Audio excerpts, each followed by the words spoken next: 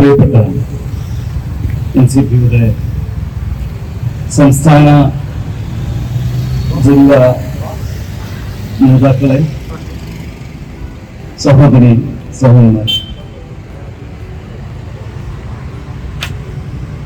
ഗാന്ധി ജയന്തി ദിനത്തിൽ ആദ്യമായാണ്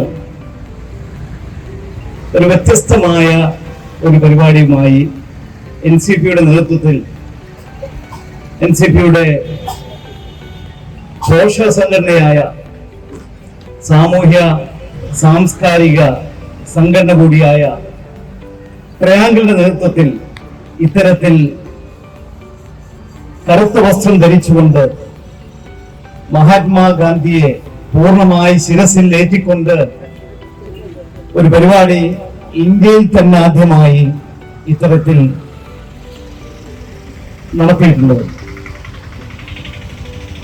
എന്തുകൊണ്ട് അത്തരത്തിലൊരു പരിപാടി പാർട്ടി തീരുമാനിച്ചു എന്നതിനെ കുറിച്ച് പലർക്കും പല സംശയങ്ങൾ ഉണ്ടാകാം. മഹാത്മാഗാന്ധി വിഭാവനം ചെയ്ത ഗ്രാമസ്വരാജ് എന്ന ആശയം ഇവിടെ പഞ്ചായത്ത് രാജ് നഗരപാലിക ബില്ലിലൂടെ മുൻപുള്ള കേന്ദ്ര സർക്കാർ നടപ്പിലാക്കിയെങ്കിലും പിൽക്കാലത്ത് വന്ന പല സർക്കാരുകളും അതിൽ വെള്ളം ചേർത്തുകൊണ്ട് ആ ബില്ലിലെ വ്യവസ്ഥകളെ അട്ടിമറിച്ചുകൊണ്ട് അധികാരം കവർന്നെടുത്തുകൊണ്ട് പഞ്ചായത്തുകളെ നിഷ്ഫലമാക്കിയ ഒരവസ്ഥയിലാണ് ഇന്ന് മുന്നോട്ട് പോയിക്കൊണ്ടിരിക്കുന്നത്. അതുകൊണ്ട് തന്നെ മഹാത്മാഗാന്ധി വിഭാവനം ചെയ്ത ഗ്രാമസ്വരാജിൽ അഴിമതിക്കെതിരെ, സ്വജനപക്ഷപാതത്തിനെതിരെയുള്ള നിലപാടുകൾ എടുത്തുകൊണ്ടാണ് ഇതെല്ലാം ആവിഷ്കരിച്ചിട്ടുള്ളത്. എന്നാൽ ഇന്ന് നടക്കുന്ന എന്താണെന്ന് നമുക്ക് എല്ലാവർക്കും അറിയാം. പുറത്തു പറയാൻ പോലും പറ്റാത്ത തരത്തിലുള്ള അഴിമതികളാണ് ഇന്ന് പുറത്തു വന്നുകൊണ്ടിരിക്കുന്നത്. മഹാത്മാഗാന്ധി വിഭാവനം ചെയ്ത ആ ഒരു ജീവിത ശൈലി, അല്ലെങ്കിൽ എങ്ങനെയായിരിക്കും ഒരു ഭരണം ജനങ്ങൾക്ക് ഉപകാരപ്രദമായി നടത്തേണ്ടത് എന്നതിനെ പറ്റിയുള്ള തീരുമാനങ്ങളെല്ലാം അട്ടിമറിച്ചുകൊണ്ട് തികച്ചും ആശങ്കയ്ക്ക് ഈ സമൂഹത്തെ തന്നെ ആശ്ചര്യപ്പെടുത്തിക്കൊണ്ട് നമുക്ക് നാളെ കുറിച്ചൊരു ചിന്തയില്ലാത്ത വിധത്തിൽ സ്വന്തം താല്പര്യങ്ങൾ മാത്രം മുൻനിർത്തിക്കൊണ്ടു പോകുന്ന ഒരു ഭരണ സംവിധാനമാണ് ഇന്ന് ഇവിടെ നിൽക്കുന്നത്. അതിനെതിരെയാണ് ഗാന്ധി സ്മരണ ഉയർത്തിക്കൊണ്ട് ഗാന്ധി ജയന്തി ദിനത്തിൽ ഇത്തരം കാര്യങ്ങൾ ജനങ്ങളെ ഉണർത്തുന്നതിന് വേണ്ടി ഇങ്ങനൊരു പരിപാടി ഇവിടെ സംഘടിപ്പിക്കാൻ ഞങ്ങൾ തീരുമാനിച്ചത്. ഇന്നത്തെ യുവാക്കൾ അരാഷ്ട്രീയവാദമായി മുന്നോട്ട് പോവുകയാണ്. രാഷ്ട്രീയം വേണമെന്നുള്ളവർ വളരെ കുറച്ചു പേർ മാത്രമാണ്. അവരും രാഷ്ട്രീയത്തിൽ നിന്ന് എങ്ങനെ സ്വന്തം താല്പര്യങ്ങൾ നടപ്പിലാക്കിയെടുക്കാം എന്നതിനു വേണ്ടി രാഷ്ട്രീയത്തിൽ വരുന്ന യുവാക്കളുടെ ഒരു അവസ്ഥയിലേക്ക് ഇന്നാണ് മാറിയിരിക്കുന്നത്. അപ്പോൾ അതിനൊരു മാറ്റം അത്യാവശ്യമായിരിക്കുന്നു. ആ മാറ്റം വേണമെങ്കിൽ ഇവിടെ പലതും നടപ്പിലാക്കേണ്ടതുണ്ട്. അതിനുവേണ്ടിയാണ് ട്രയാങ്കിൾ വൈക്ക് അപ്പ് കേരള, ഉണരൂ യുവാക്കളെ എന്ന പേരിൽ ഇത്തരത്തിൽ ഒരു പരിപാടിയുടെ സംഘടിപ്പിച്ചിട്ടുള്ളത്. ഗ്രാമസ്വരാജിനെ കുറിച്ച് നാം, ഗാന്ധി വിഭാവനം ചെയ്ത ഗ്രാമസ്വരാജ് എന്തായിരിക്കും വെച്ച് നാം ആലോചിക്കുമ്പോൾ നമുക്ക് മനസ്സിലാക്കാൻ കഴിയും. ഇവിടെ നിയമനിർമ്മാണ സഭകൾ കേന്ദ്രത്തിലാണെങ്കിൽ ലോക്സഭയുണ്ട്, സംസ്ഥാനങ്ങളിലാണെങ്കിൽ നിയമസഭയുണ്ട്. എന്നാൽ ജനങ്ങൾക്ക് പ്രാതിനിധ്യം മുഖ്യമായി വരുന്ന ഒരു സഭയാണ് ഗ്രാമസഭ. കാരണം ജനങ്ങൾ നേരിട്ടാണ് അവിടെ അതിൽ പങ്കെടുക്കുന്നത്. ലോക്സഭയിലേക്കോ നിയമസഭയിലേക്കോ നാം തെരഞ്ഞെടുക്കപ്പെടുന്ന ഒരു വ്യക്തിയാണ് അവിടെ നമ്മെ പ്രതിനിധീകരിക്കുന്നത്. ഗ്രാമസഭ അതല്ല. ഗ്രാമസഭ എന്ന് പറയുമ്പോൾ നമുക്ക് ഓരോരുത്തർക്കും നേരിട്ട് അതിൽ പങ്കാളിത്തം വരുന്നു ആ ഗ്രാമസഭയിൽ.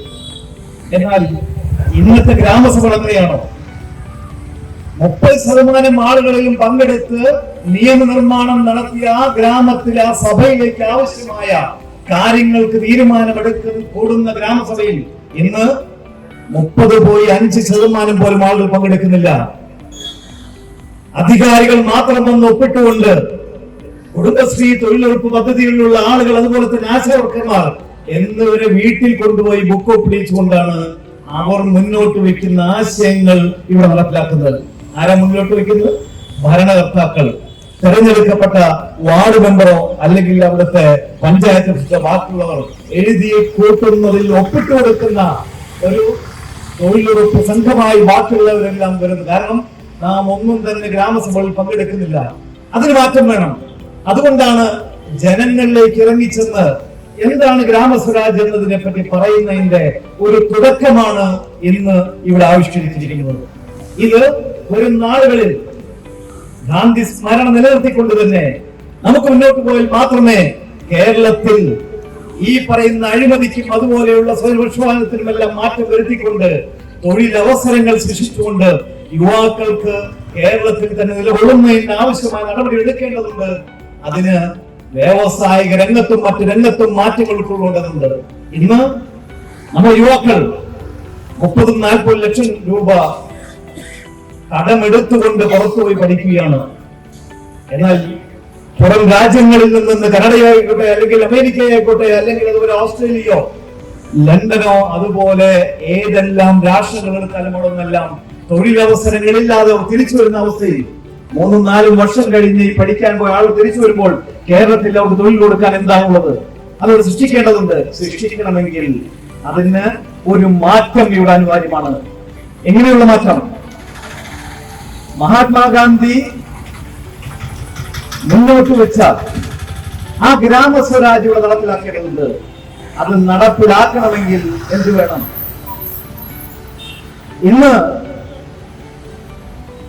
സബർമതി ആശ്രമത്തിൽ പോയാൽ മഹാത്മാഗാന്ധി ജീവിച്ചിരുന്നപ്പോൾ അദ്ദേഹത്തിനുണ്ടായ സ്വത്തുക്കൾ എന്താണെന്ന് നമുക്ക് നോക്കാം. ഒരു റൂമിനകത്ത് അദ്ദേഹത്തിന്റെ മെതിയടി, ചപ്പൽ, ഒരു കണ്ണട, എഴുതാൻ ഉപയോഗിക്കുന്ന ഒരു മരത്തിന്റെ ഒരു ചെറിയ ഒരു മേശ, ഒപ്പം അല്പം പേപ്പറും അതോടൊപ്പം തന്നെ ബ്ലോട്ടിംഗ് പേപ്പർ അടക്കമുള്ള ഒരു സ്റ്റീലിന്റെ പെണ്ണടക്കമുള്ള സാധനങ്ങൾ മാത്രമേ ഉള്ളൂ. അദ്ദേഹത്തിന്റെ സ്വത്ത് ഇവിടെ വിട്ടുപോയിട്ടത് മാത്രമാണ്. എന്നാൽ ഇന്നൊരു കൗൺസിലർ പോലും അയാൾ തെരഞ്ഞെടുക്കപ്പെടുമ്പോൾ അയാളുടെ ആസ്തി നോക്കിയാൽ, അയാളുടെ ആ ഭരണം 5 കൊല്ലം കഴിയുമ്പോഴുള്ള അയാളുടെ ആസ്തിയും കൂടി നോക്കുമ്പോൾ, താരതമ്യം ചെയ്യുമ്പോൾ നമുക്കറിയാം അവർ ഇവിടെ 5 കൊല്ലം കൊണ്ട് എന്തെല്ലാം നേടി എന്നുള്ളത് നമുക്ക് വളരെ വ്യക്തമാണ്. ഞാനൊരു കൗൺസിലറെ കുറിച്ച് മാറ്റം പറഞ്ഞിട്ടുള്ളൂ. അപ്പോൾ ഒരു MLA യുടെ അവസ്ഥ എന്തായിരിക്കും? ഒരു MP യുടെ അവസ്ഥ എന്തായിരിക്കും? അതിൽ തന്നെ മന്ത്രിമാരായിട്ടുള്ള ആളുകളുടെ ഇന്നത്തെ ആസ്തി എടുക്കുമ്പോൾ മത്സരിച്ചതിന് മുമ്പുള്ള അവരുടെ ആസ്തിയും താരതമ്യപ്പെടുത്തുമ്പോൾ നമുക്ക് എല്ലാവർക്കും വ്യക്തമാണ് അവർ എങ്ങനെയായിരുന്നു, എവിടെയായിരുന്നു. ഇന്ന് അവർ നേടിയിട്ടുള്ളത്, ഈ ഭരണത്തിൽ കീഴിൽ നേടിയിട്ടുള്ളത് എന്താണ്? ഇതാണോ ഗാന്ധിജി മുന്നോട്ട് കണ്ട ആ ഗ്രാമസ്വരാജിന്റെ നടത്തിപ്പിലൂടെ മാറ്റങ്ങൾ കൊണ്ടുവരേണ്ടത് എങ്ങനെയാണോ? മനുഷ്യരെ കുറിച്ച് തന്നെ നല്ല മനുഷ്യരും നല്ല പൗരന്മാരും എങ്ങനെയായിരിക്കണമെന്ന് ഗാന്ധിയുടെ ചില ആശയങ്ങളുണ്ട്. അദ്ദേഹം തന്നെ പറഞ്ഞിട്ടുണ്ട്, ഞാൻ നല്ല മനുഷ്യനാണ് എന്നാൽ നല്ല പൗരനല്ല. കാരണം അദ്ദേഹം നിയമലംഘനങ്ങൾ, കോടതിയിൽ തന്നെ അദ്ദേഹം പറഞ്ഞിട്ടുണ്ട്, ഞാൻ നിയമലംഘനത്തിന് മുന്നിൽ നിൽക്കുന്നതാണ്. ഞങ്ങൾ ഈ പരിപാടി നടത്തുമ്പോൾ പലർക്കും ചില ചിന്തകൾ ഉണ്ടായിരുന്നു.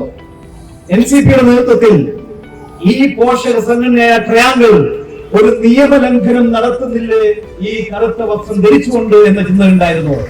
ഞങ്ങൾ ഗാന്ധിയിലേക്കാണ് നോക്കുന്നത്.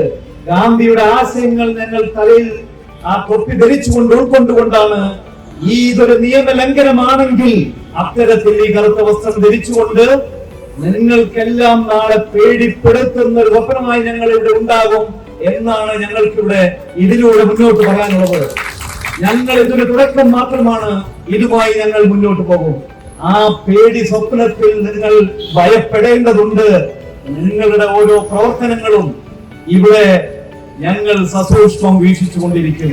ഇത് പൊതുജന മധ്യത്തിൽ കൊണ്ടുവരുന്നതിന് വേണ്ടി കൂടിയാണ് ഇത്തരത്തിൽ ആളുകൾക്ക് ഒരു സൂചനയായി ഇത്തരത്തിൽ ഒരു പരിപാടി ഇവിടെ ട്രയാങ്കിൾ ഏറ്റെടുത്ത് നടത്താൻ തീരുമാനിച്ചത്.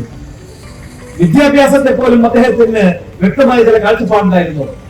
ആ വിദ്യാഭ്യാസ രീതിയിലാണോ ഇന്നത്തെ ഇവിടെ നടക്കുന്ന വിദ്യാഭ്യാസ നയങ്ങൾ മാറ്റിമറിച്ചുകൊണ്ട് സ്വന്തം താല്പര്യങ്ങൾക്ക് വേണ്ടി അവർക്കനുസരിച്ച് സ്തുതി പാടുന്ന ഒരു സമൂഹത്തെ ശിക്ഷിക്കുന്ന വിദ്യാഭ്യാസ നയത്തിലേക്ക് ഇന്ന് എല്ലാ സർക്കാരുകളും മാറിക്കഴിഞ്ഞിരിക്കുന്നത്.